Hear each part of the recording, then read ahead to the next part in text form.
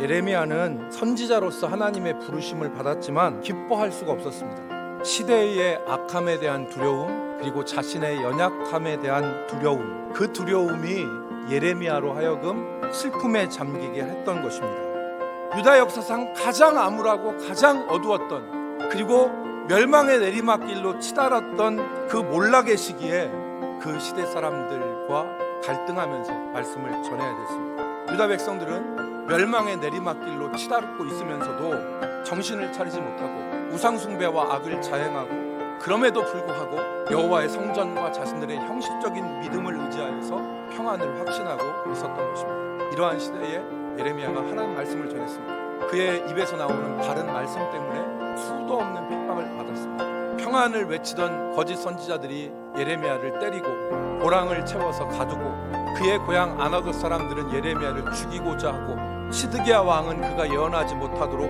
시위대 뜰에 가두고 구덩이에 던져 넣어버렸습니다. 이 가운데 예레미야는 아무런 힘도 없었습니다. 연약한 존재에 불과했습니다.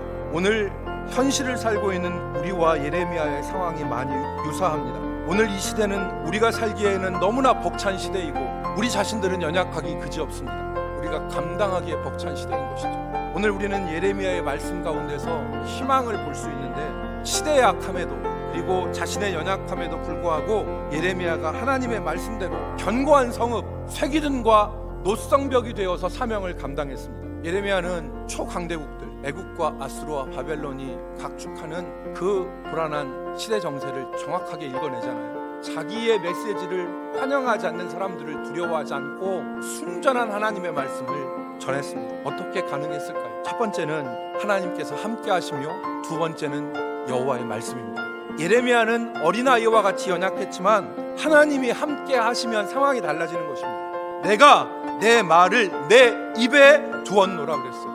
하나님의 말씀을 주신 거예요. 유다 역사상 가장 어둡고 암울했던 이 시기, 예레미야가 하나님의 선지자로서 사명을 감당할 수 있었던 원동력이 바로 여기에 있습니다. 하나님이 함께 하심과 하나님의 말씀. 이 하나님과 함께함, 이것이 기본이 바로 예배입니다. 예배 생활이 바로 돼야 신앙이 서고 신앙의 성장이 있는 것입니다. 우리가 회복해야 될 것들이 많이 있지만 우리가 진정으로 회복해야 될 것이 뭐냐? 주일 성수와 온전한 예배의 회복이 우리가 다시 기본으로 돌아가는 것입니다. 하나님이 천지를 창조하시고 지금도 세상을 다스리시고 나의 삶의 진정한 주인이 되신다는 것을 내 발로 고백하고 내 몸으로 고백하는 것이 바로 주일 성수입니다.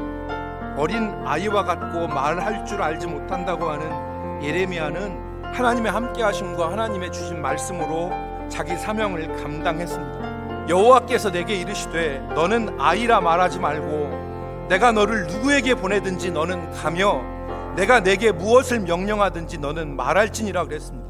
예레미야는 자신을 옥에 가두고 때리고 구덩이에 던지고 자기를 죽이려고 하는 사람들을 두려워하지 않았습니다. 평안을 외치며 사람들 귀에 듣기 좋은 말을 하는 환영받는 그 거짓 선지자들과 달리 사람들의 인정을 구하지 않았습니다. 여호와께서 가라시는 곳에 가고 하라시는 것을 했습니다. 하나님 두려워하고 사람 두려워하지 않고 나갈 때 우리가 예레미야처럼 온전한 사명을 감당할 수가 있는 것입니다. 부르심의 소망을 따라서 오늘도 우리에게 주어진 사명을 온전히 감당하는 저와 여러분이 되기를 주의 이름으로 축복합니다.